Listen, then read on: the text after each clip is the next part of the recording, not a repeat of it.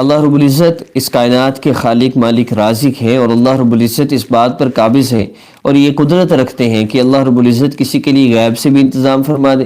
اللہ رب العزت اس بات پہ قدرت رکھتے ہیں کہ بغیر محنت کے کسی کو عطا فرما دے، اور اللہ رب العزت یہ طاقت رکھتے ہیں کہ کسی بندے کو بغیر محنت کے بھی عطا فرما دے، غیب سے کسی بندے کے دل میں ڈال دیں، وہ اس کی مدد کر دے، بہت کچھ ہو سکتا ہے۔ اصل یہ ہے کہ کوئی بندہ ایسا پریشان ہے، اب اس کو کوئی راستہ نظر نہیں آ رہا، اس کو نہیں سمجھ آ رہی، کوئی اپنا نظر نہیں آ رہا، کوئی ایسا بندہ نہیں نظر آ رہا جس کے بارے میں پتہ ہو ہاں یہ میری مدد کر دے گا۔ تو اگر آپ ایسی مشکل میں پھنس گئے ہیں کہ آپ کو اب کوئی ایسی مدد چاہیے جو غیب سے آپ کو لگے، اللہ نے غیب سے مدد کی ہے، کسی بندے کے دل میں اللہ نے ڈالا، اس نے مدد کر دی، اگر آپ ایسی مدد اللہ رب العزت کی چاہتے ہیں تو ملے گی انشاءاللہ، ضرور ملے گی۔ کیسے؟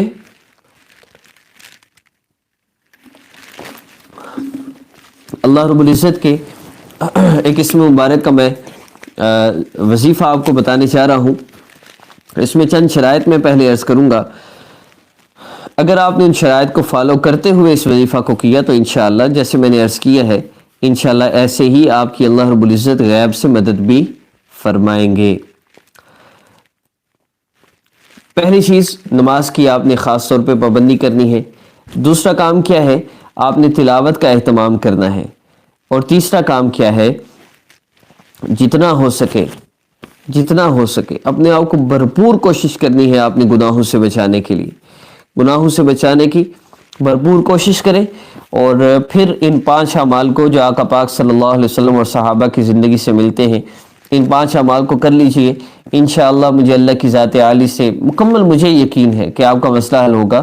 دیکھیے، میں نے نبی علیہ السلام اور صحابہ کی زندگی میں جو اعمال دیکھے ہیں، جو انہوں نے پریشانی میں، مصیبت اور تکلیف میں کیے، وہ میں نے جمع کیے ہیں ان 3 احادیث مبارکہ کو ایک وظیفہ کے اندر۔ تو جو بندہ اس ترتیب سے روزانہ وظائف کرتا رہے، اللہ رب العزت انشاءاللہ اس کا بڑے سے بڑا مسئلہ حل فرما دیں گے، اس کی پریشانی کو دور فرما دیں گے، اور مجھے نہیں لگتا کوئی ٹینشن اس کی رہ جائے۔ تو اگر آپ غیب سے اللہ رب العزت کی مدد حاصل کرنا چاہتے ہیں تو وہ 5 اعمال کیجئے، 3 دن صرف۔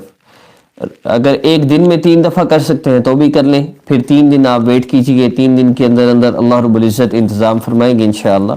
اور اس سے پہلے بھی اللہ پاک کر سکتے ہیں، فوری بھی کر سکتے ہیں، روزانہ 1 دفعہ اس عمل کو کر لیں تو بھی ٹھیک ہے۔ عمل کی ترتیب میں سب سے پہلی چیز یہ ہے کہ آپ نے 2 رکعت نفل حاجت کی نیت سے پڑھنے ہیں۔ نبی علیہ الصلوۃ والسلام اور صحابہ اللہ رب العزت کی مدد حاصل کرنے کے لیے نماز کی طرف متوجہ ہوتے تھے، اور ہمیشہ نماز سے ہی، حتیٰ کہ نمک بھی چاہیے ہوتا تھا تو نماز پڑھ کے اللہ سے مانگتے تھے۔ نبی علیہ السلام موجود ہیں، آپ کی موجودگی میں ایک صحابی آ کے 2 نفل پڑھ کے اللہ سے نمک مانگ کے گئے ہیں۔ اللہ اکبر کبیرہ۔ ہم اللہ پاک سے اگر اپنے مسئلے حل کروانے لگ جائیں نا جی، بڑی جلدی ہمارے مسئلے حل ہو جائیں۔ 2 رکعت نفل حاجت کی نیت سے پڑھ لی۔ اب اس کے بعد ہم نے اللہ رب العزت کے ایک اسم مبارک کو 33 ٹائمز پڑھنا ہے، اور وہ اسم مبارک کیا ہے؟ وہ اسم مبارک ہے القیوم۔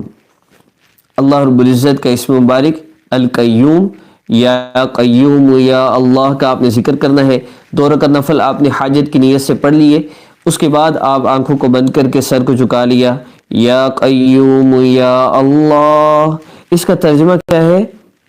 خوب تھامنے والی ذات، خوب تھامنے والی ذات، اکیلے تنہا بندے کو بھی مشکل میں، تکلیف میں، پریشانی میں تھامنے والی ذات اللہ رب العزت کی ذات، یا قیوم یا اللہ، یا قیوم یا اللہ، یا قیوم یا اللہ۔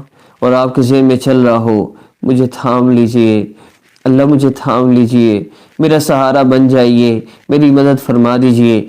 اس کو ذہن میں رکھتے ہوئے آپ یا قیوم یا اللہ کا ذکر کرتے جائیے، کم از کم 33 مرتبہ اس اسم مبارک کو آپ نے پڑھنا ہے۔ اور اس کے بعد آپ نے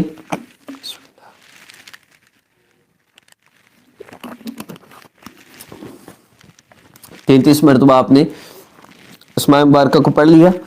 اب اس کے بعد آپ نے اتنی ہی تعداد میں یا اس سے زیادہ جتنا بھی آپ آسانی سے پڑھ سکتے ہو، آپ نے آقا پاک صلی اللہ علیہ وسلم پر درود پاک پڑھنا ہے۔ درود پاک پڑھ لیا، اب اس کے بعد نبی علیہ السلام نے فرمایا جو چاہو اللہ سے مانگ لو۔ اب آپ اللہ سے مانگ لیں، اللہ مجھے تھام لیجیے۔ اللہ رب العزت کو اپنی عاجزی دکھائیں، اللہ کا واسطہ ہے کیوں اپنے آپ کو پریشان کیا ہوا ہے، کیوں اپنے آپ کو مصیبتوں میں، مشکلوں میں، تکلیفوں میں ڈالا ہوا ہے۔ اللہ تو چاہتے ہیں آپ کا مسئلہ حل کرنا، اللہ تو چاہتے ہیں میرا بندہ میرے پاس آ جائے، مجھ سے تعلق جوڑ دے، میں اس کے سارے مسئلے حل کر دوں۔ اب دیکھیے نا، ایک ماں بچے کو تکلیف میں نہیں دے سکتی، 70 ماؤں سے زیادہ محبت کرنے والی ذات آپ کو تکلیف میں کیسے دیکھ سکتی ہے؟ ہم تو خود سیدھے راستے سے ہٹ کے آگے پیچھے ہو گئے تو ہم پریشان ہیں، ورنہ اللہ اپنے بندوں کو پریشان اور تکلیف میں نہیں دیکھ سکتے۔